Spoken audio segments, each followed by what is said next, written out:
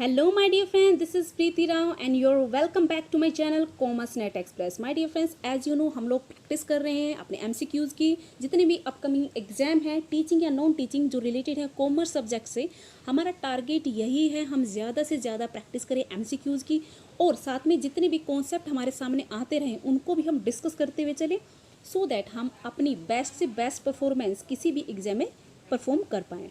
So my dear friends, बिना time waste किए आज का सेशन हम स्टार्ट करते हैं और ये काफ़ी इम्पोर्टेंट होने वाला है आपके लिए। So my dear friends, let's get started. आपके सामने है question number 51। Discount on issue of debenture is a. अगर आप कोई डिबेंचर डिस्काउंट पर इश्यू करते हैं तो वो क्या होगा? कैपिटल लॉस होगा, कैपिटल प्रॉफिट, रेवेन्यू लॉस या रेवेन्यू प्रॉफिट? देखिए, अगर ये प्रीमियम पर होता, अगर कोई चीज़ आप प्रीमियम पर इशू करते हो तो वो तो प्रॉफिट होती है, लेकिन यहाँ पर तो लॉस हो रहा है क्योंकि आप डिस्काउंट दे रहे हो। ठीक है, तो ये दो तो होंगे नहीं, कैंसिल हो गए हमारे पास बचा कैपिटल लॉस और रेवेन्यू लॉस। ये रिलेटेड है डेबेंचर से और डेबेंचर क्या है? हमारी कैपिटल, क्योंकि लॉन्ग टर्म कैपिटल है। ओके, हम अपने जो हमारे रिसोर्सेज हैं हम उनको रेज कर रहे हैं, एक तरह से हम कैपिटल रेज कर रहे हैं, तो ये हमारा क्या होगा? Capital loss. और ये कहाँ दिखाया जाएगा? ये आपके एसेट साइड में as a miscellaneous expenditure show कर दिया जाएगा। So let's move to next question, that is 54. Which of the following is a method of redemption of the debenture? अगर आपको कंपनी को डेबेंचर रिडीम करने हैं तो उनमें से कह रहे कौन कौन से मेथड हैं? ड्रॉ फ्लोट्स, कन्वर्जन या फिर open market purchase, all of the above. देखिए, ये सारे ही मेथड किसी भी डेबेंचर को रिडीम करने के। ड्रॉ फ्लोट्स में क्या होता है कि एक तरह से लॉटरी की तरह निकाला जाता है। एवरी ईयर लॉटरी निकालते हैं, जिनकी भी पर्ची आ जाती है एक तरह से उनको रिडीम कर दिया जाएगा। ठीक है। कन्वर्जन में क्या होगा? जो डिबेंचर होंगे उनको एक तरह से कन्वर्ट कर दिया जाएगा न्यू क्लास ऑफ शेयर में। ठीक है। ओपन मार्केट परचेज में क्या होगा? ओपन मार्केट से मतलब कंपनी अपने ही डिबेंचर मार्केट से उठा लेगी, मान लो परचेज कर लेगी, बायबैक कर लेगी, तो क्या होगा? ऑब्वियस सी बात है, अब वो किसी को भी रिडेम्पशन तो देगी नहीं क्योंकि उन्होंने अपने ही डिबेंचर परचेज कर लिए। So all of the above. Let's move to next question, that is 54। Interest on debenture is. देखिए, अगर कोई कंपनी डिबेंचर से अगर अपने फंड रेज कर रही है तो उसको क्या देना पड़ेगा? डिबेंचर एक फिक्स परसेंटेज ऑफ इंटरेस्ट होता है। ओके, तो वो कह रहा है वो कहाँ से देगा? An appropriation of the profit या फिर a charge against profit, an adjustment of profit या नन ऑफ दिस। देखिए my dear friends, appropriation profit तो कब बनता है? जब आप उनको डिबेंचर पर इंटरेस्ट पे कर देते हो, तब एप्रोप्रिएशन ऑफ प्रॉफिट होता है। लेकिन उससे पहले हम क्या करते हैं? उससे पहले ही हम प्रॉफिट, जो हमारा आउट ऑफ प्रॉफिट जितना इंटरेस्ट हमारा बनता है डिबेंचर पर, हम उसको पे कर देते हैं। ओके, तो हम ये कहाँ से चार्ज करते हैं? Against profit. राइट ऑप्शन होगा बी। नेक्स्ट क्वेश्चन आपके सामने 54। After the redemption of the debenture any profit balance in the sinking fund account is transfer to dash account. कह रहे हैं अगर हमने, जो कंपनी है उसने डिबेंचर रिडीम कर दिए, ओके, उसके बाद भी अगर सिंकिंग फंड के अंदर कोई क्रेडिट बैलेंस बच जाता है तो कहाँ ट्रांसफ़र होता है? तो माय डियर फ्रेंड्स, वो कहाँ पे होता है? जनरल रिजर्व में। डेफिनेटली जो सिंकिंग फंड भी बनता है कहाँ से बनता है? वो भी कहाँ से? प्रॉफिट से ही तो बनता है, क्योंकि हमें फ्यूचर में डिबेंचर को रिडीम करना था, उसके लिए हमने सिंकिंग फंड बनाया था।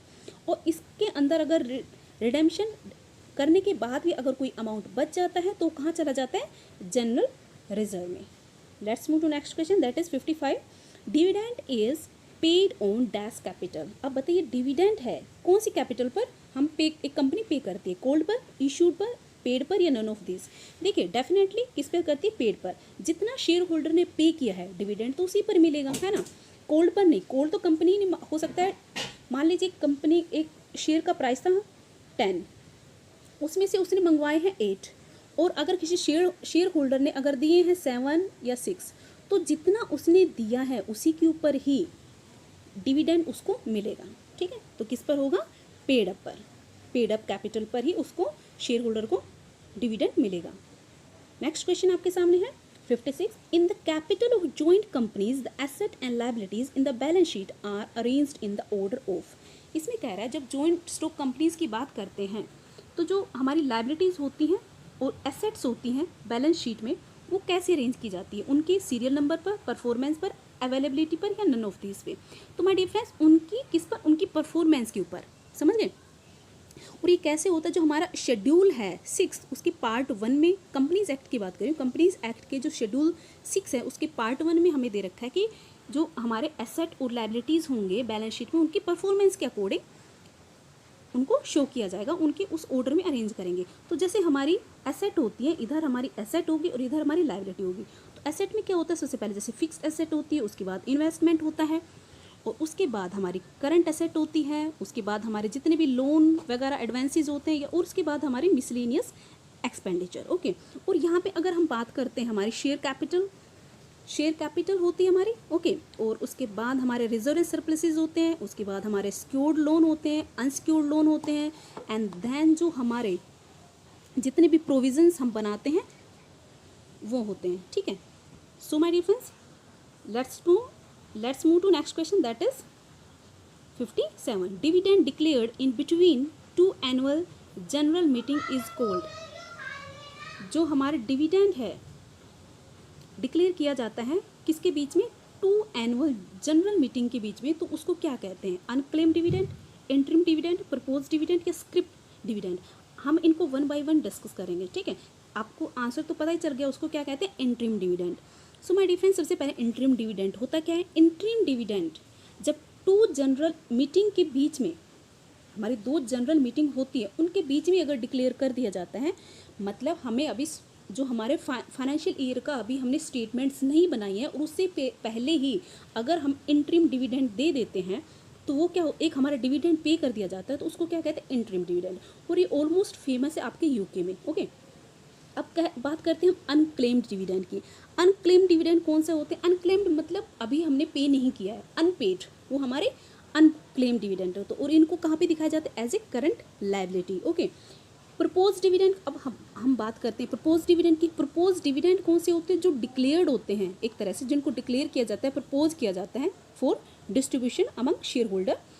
कब, during the financial year which will be paid in the next financial year, मतलब इस ईयर में अगर हमने इनको डिक्लेयर कर दिया, अगर हमने अब इनको डिक्लेयर कर दिया है प्रपोज डिविडेंड को, तो इनको कहाँ शो करेंगे, कब पे करेंगे, नेक्स्ट फाइनेंशियल ईयर में। सो ये हमारे कब होते हैं, नेक्स्ट फाइनेंशियल ईयर में।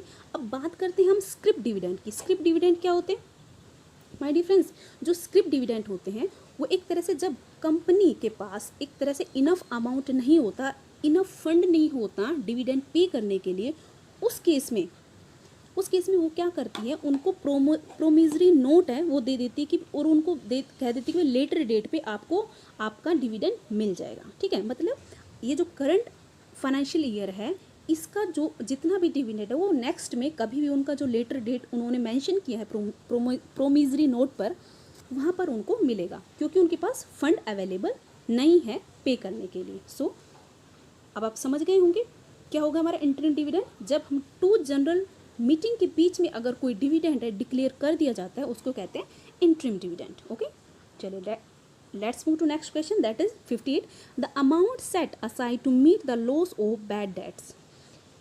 देखिए, बैड डेट्स हमारे ऐसे होते हैं जो हमारे किसी से डेट्स ले, हमें किसी से हमारा किसी पर पैसा उधार था, मतलब किसी को हमें पैसे देने थे, जो हमारे डेटर थे उन्होंने हमें से पैसे देने थे, हमने उनको उधार पे माल दे रखा था, उधार पैसे दे रखे थे, अब उनसे हमें पैसे नहीं मिल रहे हैं टाइम से या मिले ही नहीं, वो बैड डेट्स हैं। उसके लिए कंपनी क्या करती है उनके लॉस को बेयर करने के लिए, उस लॉस को मीट करने के लिए क्या करती है, लायबिलिटी करती है, रिजर्व, प्रोविज़न या कॉन्टीजेंट लायबिलिटी समझती है। तो मैं डिफरेंस वो क्या करती है, उसके लिए ऑलरेडी एक प्रोविज़न बना देती है जिसका नाम होता है प्रोविज़न फॉर बैड डेट्स।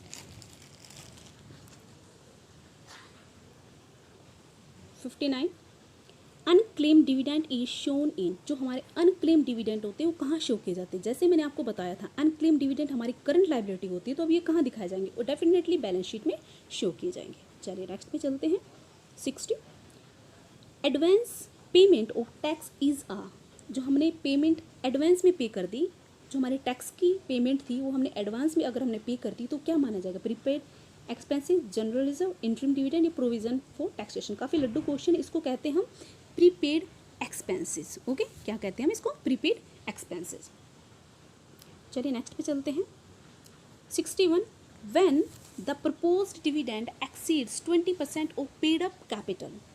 वो कह रहा है जो हमारा प्रपोज्ड डिविडेंड है जो हमें नेक्स्ट ईयर पे करना है वो अगर एक्सीड कर जाता है 20% किससे, पेड अप कैपिटल से, so that percentage of profit transfer to general reserve. अब उसके लिए क्योंकि हमें डिविडेंड पे करना है उसके लिए हम क्या बनाएंगे, जनरल रिजर्व बनाएंगे, रिजर्व बनाएंगे। रिजर्व बनाने के लिए कितना परसेंटेज उसके अंदर हम ट्रांसफ़र करेंगे ये पूछ रहा है। अगर वो एक्सीड कर रहा है 20% से तो माय डियर फ्रेंड्स वो होगा 10%। इसके अंदर देखो 4 केसेस होते हैं, आपको थोड़ा सा मैं बता देती हूँ। अगर डिविडेंड है प्रपोज किया है, अगर उसका परसेंटेज मोर देन तो है 10% और लेस है मतलब इन दोनों के बीच में लाई कर रहा है 10% और 12.5%, तो उसको कितना परसेंटेज हम ट्रांसफ़र करेंगे, तो करेंगे हम 2.5%। ठीक है, मैं आपको बता रही हूँ भाई 10% कैसे आया। ओके, एक तो ये होगा केस हमारा। सेकंड केस क्या होगा, सेकंड केस में अगर जो डिविडेंड प्रपोज किया है वो मोर देन है 12.5% और लेस देन मतलब नॉट एक्सीड देन 15%, अगर ज़्यादा नहीं है 15% से तो हम कितना ट्रांसफ़र करेंगे जनरल रिजर्व में, वो करेंगे 5%। ओके, इसका डबल मतलब 2.5 का डबल। इसके बाद थर्ड केस जो आता है, थर्ड केस में हम क्या करते हैं, अगर जो प्रपोज डिविडेंड है वो मोर देन है 50% और लेस देन है 20%, तो कितना ट्रांसफ़र होगा, जो हमारा प्रॉफिट है उसका 7.5%, क्योंकि हमें वो पे करना है नेक्स्ट ईयर। फोर्थ में अगर जो प्रपोज डिविडेंड है वो 20% से ज़्यादा है तो उस केस में हम क्या करेंगे, हम 10% ऑफ प्रॉफिट का किस में ट्रांसफ़र कर देंगे, जनरल रिजर्व में। आई होप यू गॉट इट। तो ये जो हमारा था फोर्थ जो स्टेटमेंट है, जो फोर्थ एलिमेंट है, जो फोर्थ गाइडलाइन है, वो हमें क्या कहती है कि अगर कोई डिविडेंड है एक्सीड करता है 20% से उसकी पेड कैपिटल का, तो उसका जो परसेंटेज है प्रॉफिट का ट्रांसफ़र कर दिया जाता है जनरल रिजर्व में, कितना, 10%। Got it. So let's move to next question. 62 which of the following represent source of fund in the balance sheet of a company. कह रहा है इनमें से कौन सा रिप्रेजेंट करता है सोर्स ऑफ फंड, इसमें हाँ ओके चलिए, balance sheet of a company बताइए। तो माय डियर फ्रेंड्स इसमें कौन सा होगा, देखिए source of fund in balance sheet, source of secured loan, अगर डेफिनेटली सभी हैं आप एज यू कैन सी, अगर हम लोन लेते हैं उससे हमें एक कंपनी है फंड रेज करती है, शेयर कैपिटल, अगर आप जो कंपनी है इशू कर देती है शेयर उससे भी कैपिटल आता है, उससे भी फंड रेज होते हैं। रिजर्व सरप्लसेस, जो हमारे रिजर्व सरप्लसेस है उसमें भी जो फंड होता है वो एक तरह से क्या होगा, कंपनी के लिए सोर्सेज है फंड के लिए। सो इसका ऑप्शन होगा 8D। Okay, which of the following does not represent application of fund. थोड़ा इसमें झोल है, ये आउट ऑफ बॉक्स है, आउट बॉक्स नहीं बोल सकते, मतलब ये थोड़ा सा रॉन्ग चल रहा है। Let's move to next question that is 64। Which of the following reserves can not be distributed as dividend to share holder. कह रहे हैं इनमें से कौन सा रिजर्व है जो हम डिविडेंड के रूप में शेयर होल्डर को नहीं देते। हम रिजर्व बनाते हैं, उनमें से कहते हैं कौन सा रिजर्व है जो हम शेयर होल्डर को एज ए डिविडेंड डिस्ट्रीब्यूट नहीं करेंगे।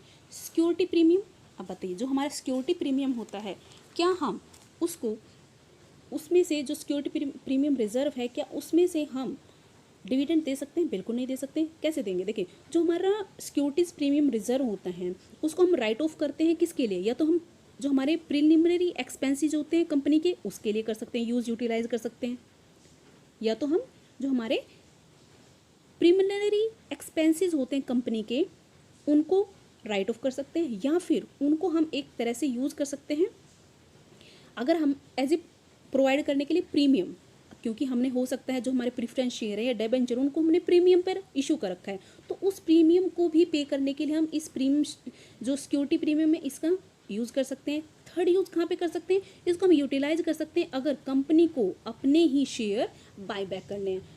तो इसके 3 केसेस होते हैं, ठीक है, या तो उनको बाय बैक करना है या अपने जो उन्होंने इशू कर रखे थे डिबेंचर या प्रेफरेंस शेयर्स किस पर, प्रीमियम पर, तो उस प्रीमियम को देने के लिए भी हम यूज़ कर सकते हैं, कंपनी यूज़ कर सकती है। उसके अलावा मैंने आपको बताया कि उनको राइट ऑफ करना हो अपने प्रीलिमिनरी एक्सपेंसेस को कंपनी को, तो भी वो इस रिजर्व को यूज़ कर सकती है, लेकिन उसको डिविडेंड पे करने के लिए यूज़ नहीं कर सकती। ऐसे ही बात करते हैं profit on forfeiture of the share. जो हमारा प्रॉफिट अगर हमें मिला है फॉरफीचर ऑफ शेयर्स, अब फॉरफीचर ऑफ शेयर्स अगर जो होता है उसमें अगर मान लीजिए हमारा क्या होता है उसकी एंट्री शेयर फॉरफीचर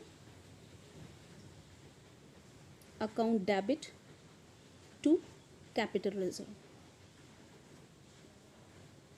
मतलब जो हमारे शेयर हैं उनको फोरफिट करने के बाद भी अगर कोई अमाउंट उसके अंदर रह जाता है तो वो कहाँ चला जाता है, कैपिटल रिजर्व में। और जो कैपिटल रिजर्व होता है उसकी अमाउंट, उसका फंड हम डिविडेंड पे करने के लिए एक कंपनी यूज़ नहीं करती है।